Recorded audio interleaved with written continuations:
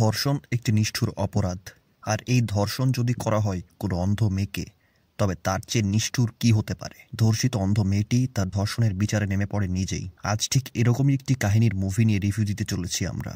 আপনারা যদি আমাদের চ্যানেলে নতুন হয়ে থাকেন তবে এখনই আমাদের চ্যানেলটিকে সাবস্ক্রাইব করে পাশে থাকুন। তবে আর কথা না বাড়িয়ে শুরু করা যাক।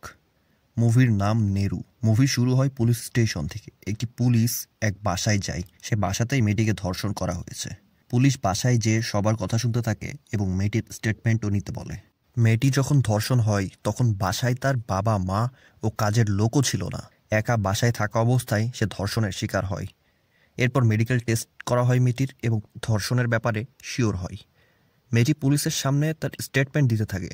সে বলে তার বাবা মা বাসা থেকে বের হওয়ার পর কাজের বুয়া চলে যায় ব্যাংকে। সে গিয়েছিল গোসল করতে। গোসল শেষে বের হয়ে তার মনে হয়েছিল বাসায় কেউ রয়েছে। ঠিক তখনই তার উপর রেপ করা হয়।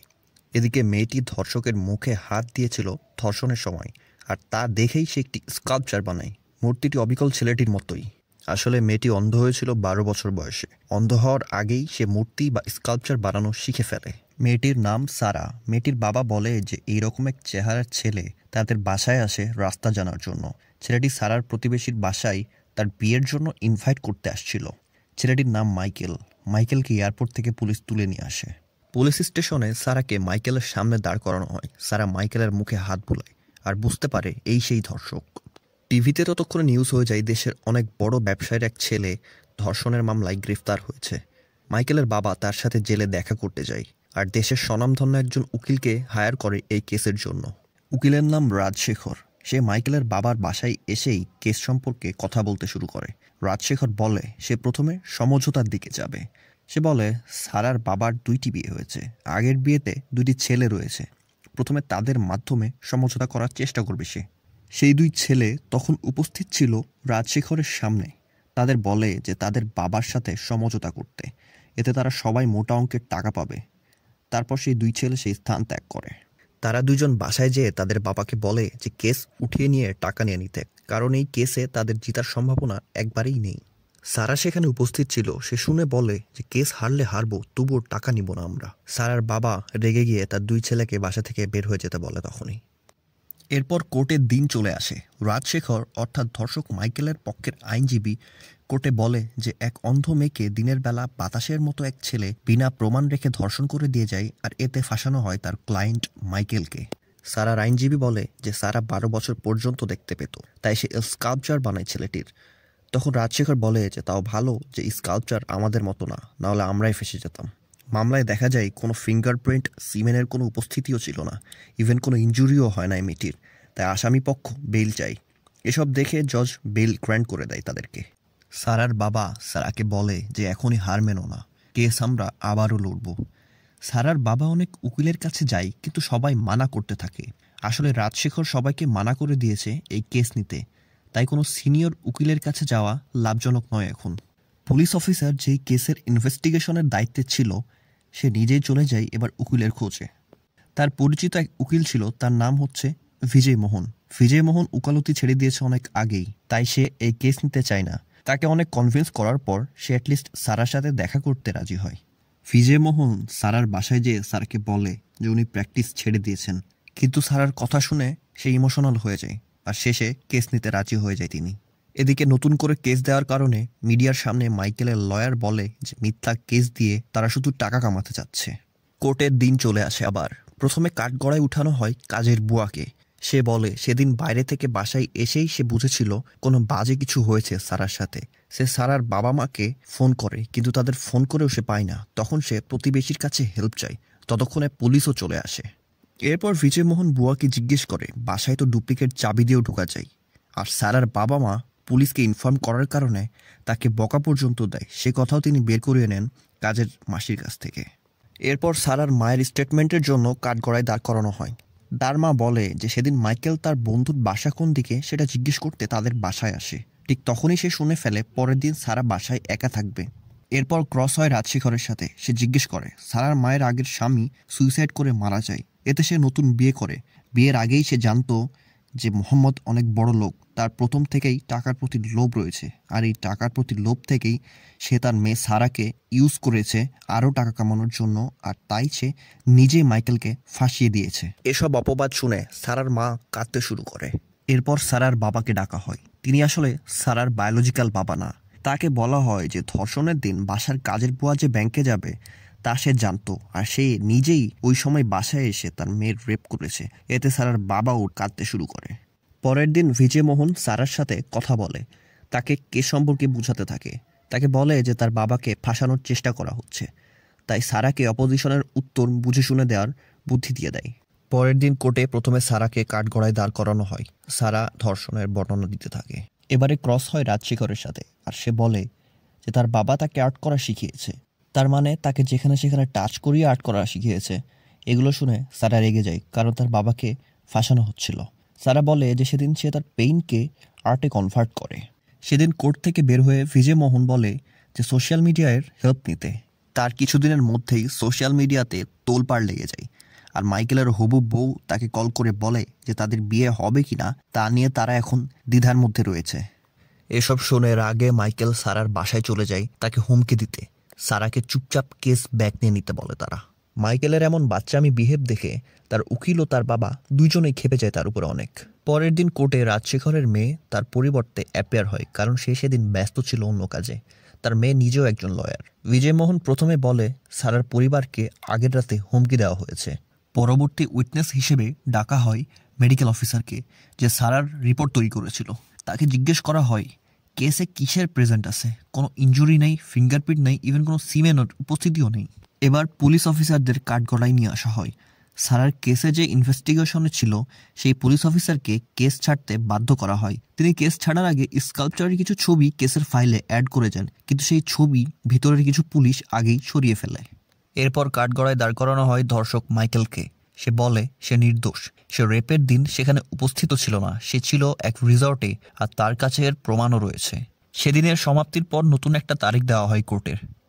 বিজয় মোহন এই কয়দিনে মাইকেলের ফোনের লোকেশন আর রিসর্টের সিসিটিভি ফুটেজ চেক করতে থাকে। নতুন দিন আসে কোর্টের। সেদিন কোর্টে সিসিটিভি ফুটেজ চাওয়া হয়, কিন্তু আসামিপক্ষ বলে যে সিসিটিভি ফুটেজগুলো ডিলিট হয়ে গেছে আর সেগুলো রিকভার করতেও অনেক সময় লাগবে। জজ তখন কোর্টে নতুন আরও একটা ডেট দেয়, আর এই প্রমাণগুলো কোর্টে পেশ করতে বলে। নতুন দিন আসে কোর্টের। হোটেল মালিকের কাছ থেকে সিসিটিভি ফুটেজের হার্ড ডিস্কটা নেওয়া হয়। হার্ড ডিস্কটা এতদিনে রিকভার করা হয়ে গেছিল, কিন্তু এক আশ্চর্য ঘটনা ঘটে যায়। সিসিটিভি ফুটেজে সেদিন মাইকেলকে রিসর্টের ক্যামেরায় ধরা পড়তে দেখা যায়। কোর্ট থেকে বের হয়ে সেদিন বিজয় মোহন তার অ্যাসিস্ট্যান্টের উপর ক্ষেপে যায়, কারণ সেই এই সিসিটিভি ফুটেজগুলো কোর্টে দেওয়ার পক্ষে ছিল। সেদিন রাতে সিসিটিভি ফুটেজটি বারবার দেখছিলেন বিজয় মোহন। ঠিক তখনই তার চোখে পড়ে সিসিটিভি ফুটেজটি আসলে নকল। সঙ্গে সঙ্গে পুলিশ নিয়ে হাজির হন তিনি রিসোর্টের ম্যানেজারের কাছে। রিসোর্ট ম্যানেজারকে ফেক তথ্যর কারণে জেল হবে আর কোম্পানি বন্ধ করে দিবে এই ভয় দেখালে সে স্বীকার করে যে তাকে জোর করে সিসিটিভি ফুটেজ এডিট করে কোর্টে জমা দিতে বাধ্য করা হয়েছিল মাইকেলের উকিল দ্বারা। এরকম এডিটের কাজ সে আগেও একবার করেছে এবং সেবারও সে ধরা খেয়ে গিয়েছিল। তাই এইবার নাকি সে প্রমাণ রেখেছে যে কে তাকে দিয়ে জোরপূর্বক এই এডিটের কাজ করিয়েছে। পরের দিন কোর্টে সিসিটিভি ফুটেজ অ্যানালাইসিস করতে থাকে বিজয় মোহন। দেখা যায় ফুটেজটি এডিট করা। তিনি তা প্রমাণ করে দেন কোর্টে। তখন রাজশেখর বলে এগুলো মিথ্যা, কিন্তু আসল ঘটনা তো বাকি রয়ে গেছে। মনে আছে সেই রিসোর্ট ম্যানেজারের একটা প্রমাণের ভিডিওর কথা? ভিডিওটা কোর্টে দেখানো হয়, আর সেই ভিডিওতে দেখা যায় যে সব ভিডিও এডিটের তদারকি করছিল মাইকেলের উকিল রাজশেখর। সঙ্গে সঙ্গে জজ তাকে উকালতি থেকে অব্যাহতি দেয়। সেদিন অনেক হাসি মুখেই কোর্ট থেকে বের হয়ে এসেছিল বিজয় মোহন। আবারও নতুন দিন, নতুন সাক্ষী, নতুন এভিডেন্স। এদিন কাঠগড়ায় দাঁড় করানো হয় এয়ারটেলের এক অফিসারকে।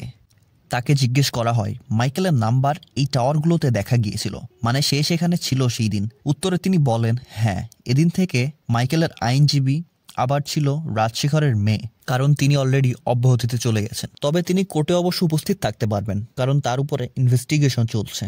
এবারে বিজয় মোহন মাইকেলের ড্রাইভারকে নিয়ে এসে প্রশ্ন করে ঘটনার দিন সে কোথায় ছিল।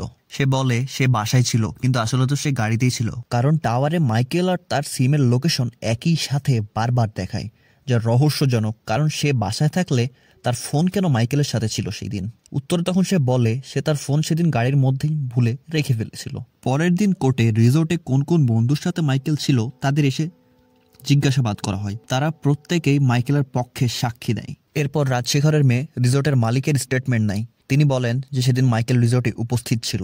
এবারে ভিজে মোহনের পালা। তিনি মাইকেলের বন্ধুদের ডাক দেন। তিনি বলেন তাদের প্রত্যেককে আলাদা আলাদাভাবে কাঠগড়ায় দাঁড় করানো হোক, আর একজন কাঠগড়ায় থাকা অবস্থায় বাকি দুইজন যেন কোর্টের বাইরে থাকে, যেন তারা একে অপরের কথা শুনে একই উত্তর বারবার না দিতে পারে। তাদেরকে বিজয় মোহন সেদিন মাইকেল কি ড্রেস পরে এসেছিল, কোন গাড়িতে এসেছিল তা জিজ্ঞেস করে। তারা প্রত্যেকে বলে তাদের মনে নেই। এবার বিজয় মোহন এক দুর্দান্ত রেকর্ড, যা সবার টনক নড়িয়ে দেয়, এমন একটা ভিডিও রেকর্ড কোর্টে দেয়। সেখানে দেখা যায় সেদিন মাইকেলের গাড়ি তার ড্রাইভার চালাচ্ছিল। শুধু এতটুকুই না, এবার হচ্ছে আসল কাহিনী। 7 বছর আগের একটা কেসের ফাইল বিজয় মোহন কোর্টে দেয়। কেসটা ছিল রেপের। যেই কেসটা কোর্টে বেশি দিন চলেনি এভিডেন্সের অভাবে। আর সব থেকে বড় বিষয় হলো এই কেসটা করা হয়েছিল মাইকেলের উপর, অর্থাৎ সে আগেও একটা রেপ করে কেস খেয়েছিল। এগুলো শুনে মাইকেলের উকিলও ভ্যাবাচাকা খেয়ে যায়, কারণ তারাও এই সম্পর্কে কিছু জানতো না। সেদিনকার মতো কোর্ট সেখানে শেষ হয়ে যায়, আর নতুন একটা ডেট দেওয়া হয় কোর্টের। কোর্টে নতুন দিনে বিজয় মোহন এসে সেদিনের রেপের ঘটনা সম্পর্কে বলতে থাকে। শুরুটা হয়েছিল সেদিন মাইকেল এসেছিল তার বন্ধুর বাসায় তার বিয়ের দাওয়াত দিতে। বাসা খুঁজে না পেয়ে সে যায় সারার বাসায় লোকেশন জিজ্ঞেস করতে। তখন সে সারাকে দেখতে পায়। আর যখন সে সারার বাসায় যায় তখন সারার বাবা মা কথা বলছিল পরের দিন তারা এক অনুষ্ঠানে যাবে, আর কাজের বুয়াও কালকে ব্যাংকে যাবে সে সম্পর্কে। অর্থাৎ সারা তখন বাসায় একা। এগুলো শুনে মাইকেলের মনে সাড়া জেগে ওঠে সারাকে পাওয়ার জন্য। সে প্ল্যান করতে থাকে রেপের। তার বন্ধুর বাসাতে সে সেদিন স্টে করে। সেদিন রাতেই সে তার ড্রাইভারকে কল করে আসতে বলে। পরের দিন তার ড্রাইভারকে তার মোবাইল দিয়ে একটা রিসোর্টের উদ্দেশ্যে চলে যেতে বলে। মাইকেল সারার বাসার সামনেই ওয়েট করে বাসা ফাঁকা হওয়া পর্যন্ত। বাসা ফাঁকা হওয়া মাত্রই সে হাতে রুমাল জড়িয়ে বাসার ছাদ বেয়ে উঠে যায় বাসায়, যেন কোনো প্রমাণ পর্যন্ত না থাকে। সারা ছিল তখন ওয়াশরুমে। গোসল থেকে সে যখন বের হয় তখনই তার উপরে ঝাঁপিয়ে পড়ে মাইকেল। আসামি পক্ষের উকিল এবার বলে যে স্কাল্পচারের ভিত্তিতেই এই কেস বানানো হয়েছিল, তাই সারা যদি স্কাল্পচার বানিয়ে দেখাতে পারে তবে না হয় প্রুভ হবে যে মাইকেল আসলে আসামি। জজ তখন বলে তাহলে কোর্টেই সারা আজ স্কাল্পচার বানাবে। এতে আসামি পক্ষের উকিল বলে যে এতে তো কোর্টে সময় নষ্ট হবে। তারা রাজি হয় না। জজ আবার বলে রাজি না হওয়ার তেমন কিছুই না এতে। মাইকেলের উকিলরা তখন বলে যে তাহলে সারা যদি স্কাল্পচার বানায় তাহলে তাদের দেওয়া একটা মানুষের স্কাল্পচার সারাকে বানাতে হবে। তারা আসলে চুজ করে রাজশেখরকে।